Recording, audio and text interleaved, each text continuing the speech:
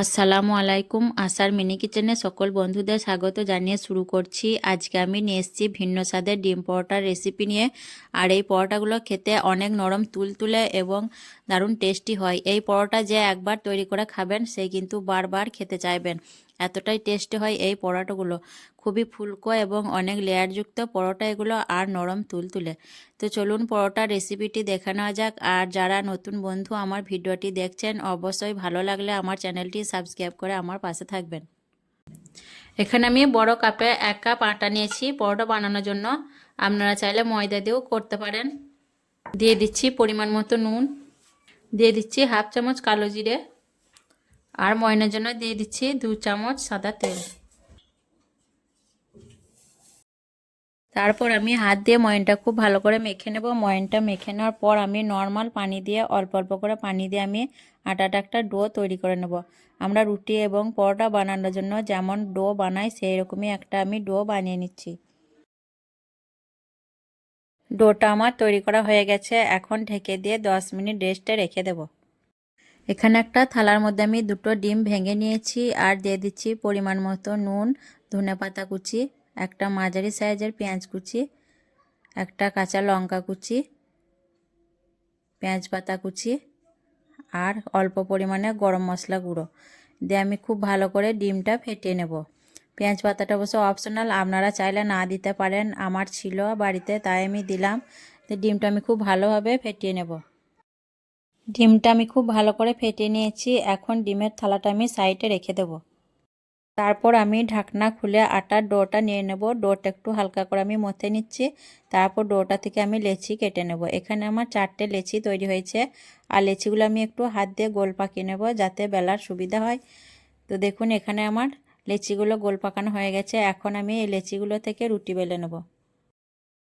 রুটি বেলার জন্য এখানে আমি পিড়ে বেলুনের মধ্যে আটা নিয়ে নিয়েছি, দিয়ে আমি রুটিটা বেলে নিচ্ছি। রুটি তো আমরা সবাই বেলতে পারি, তাই আমি একটা সাধারণত যেভাবে আমরা রুটি বেলি সেইভাবে রুটিটা বেলে নিচ্ছি।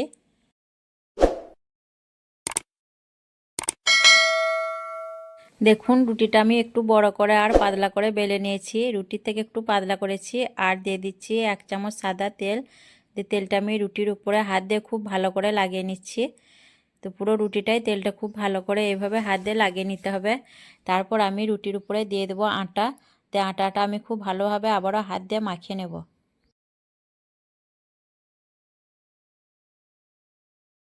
তেল আর আটা আমি রুটির মধ্যে ভালো করে লাগানোর পর দেখুন একটা ছুরি দিয়ে আমি রুটিটা 2 সাইড থেকে কেটে নিচ্ছি, 2 দিক দিয়ে। আর রুটিটা পুরো কিন্তু কেটে নিলে হবে না, মাঝখানটা বাকি রাখতে হবে আর 2 সাইড কেটে নিতে হবে। তো দেখুন এইভাবে কেটে নিলাম। তারপর আমি রুটিটা কিভাবে ভাঁজ করছি আপনারা একটু ভালো করে দেখুন, তাহলে বুঝতে পারবেন। আর প্রত্যেকটা ভাঁজের উপরে দেখুন আমি তেল আর আটা লাগিয়ে নিচ্ছি। এইভাবে তেল আর আটা দিয়ে রুটিটা কোট করে দিলে পরোটা লেয়ারগুলো একটা আর আরেকটার সঙ্গে লেগে যাবে না। অনেক লেয়ার হবে আর খুব নরম তুলতুলে হবে পরোটাগুলো এইভাবে বানালে। তো আপনারা খুব ভালো করে দেখে নিন কিভাবে আমি পরোটাটা তৈরি করছি লেয়ারগুলো। পরোটাটা আমার ভাঁজ করা হয়ে গেছে। এখন আমি আবারও একবার পরোটাটা বেলে নেব। ঠিক রুটি বেলার মতো করে আমি পরোটাটা বেলে নেব।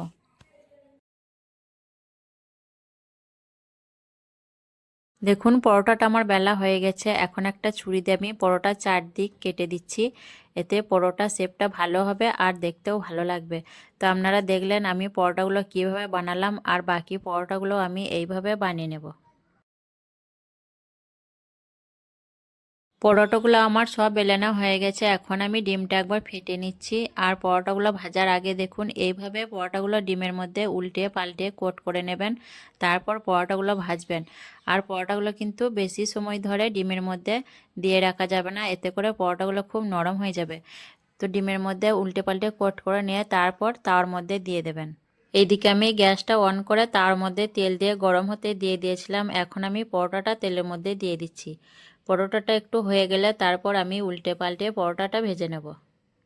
পরোটা নিচের দিকটা একটু হওয়ার পর আমি পাল্টে নিচ্ছি। আর পরোটাটা একটু সাবধানে পাল্টে নিতে হবে যাতে গরম তেল ছিটিয়ে না যায়। দিয়ে এইভাবে আমি উল্টে পাল্টে পরোটাটা একটু হালকা লাল করে ভেজে নেব। আর পরোটাগুলো দেখুন খুব সুন্দরভাবে ফুলে উঠছে, আর পরোটাগুলো দেখতে অনেক লোভনীয় হয়েছে। এই পরোটাগুলো সত্যিই খেতে কিন্তু অনেক মজার হয়। পরোটাগুলো আমি মিডিয়াম টু হাই হিটে উল্টে পাল্টে লাল লাল করে ভেজে নিয়েছি। আর এই পরোটাটা আমার ভাজা হয়ে গেছে। এখন এই পরোটাটা আমি তুলে নিচ্ছি। আর পরোটাটা দেখুন দেখতে কতটা লোভনীয় লাগছে। আর এই পরোটাগুলো সত্যি অনেক নরম তুলতুলে হয়। একইভাবে আবার একটা পরোটা আমি ভেজে আপনাদের দেখিয়ে দিচ্ছি। আর পরোটাগুলো ভাজার আগে কিন্তু প্রতিবারে ডিমের মধ্যে কোট করে নিতে হবে, তারপর গরম তেলের মধ্যে দিয়ে দিতে হবে। এইভাবে আমি দেখুন উল্টে পাল্টে পরোটাগুলো লাল লাল করে ভেজে নেব। আর প্রত্যেকটা পরোটা দেখুন এইভাবে সুন্দর করে ফুলে উঠবে, প্রত্যেকটা পরোটাই ফুলকো ফুলকো হয়ে তৈরি হয়ে যাবে। তো এই পরোটাটা আমি দেখুন উল্টো পাল্টো করে ভেজে নিচ্ছি। আর আজকের পরোটা রেসিপি যদি আপনাদের পছন্দ হয় অবশ্যই একটি লাইক কমেন্ট করবেন আর আমার চ্যানেলটি সাবস্ক্রাইব করে আমার পাশে থাকবেন। তো এই পরোটা ভাজা হয়ে গেছে, এখন আমি এটা তুলে নেব। আর পরোটাগুলো কতটা নরম হয়েছে আর লেয়ার হয়েছে আমি আপনাদের দেখিয়ে দিচ্ছি।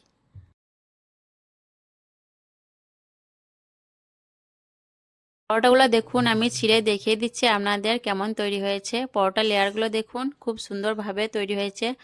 আর লেয়ারগুলো দেখুন খুব পাতলা পাতলা হয়েছে আর নরম তুলতুলে হয়েছে। তো এই পরোটাগুলো এতটাই নরম তুলতুলে আর টেস্টি হয়, আপনারা একবার অবশ্যই বাড়িতে খেয়ে দেখবেন। খুবই মজার একটি রেসিপি।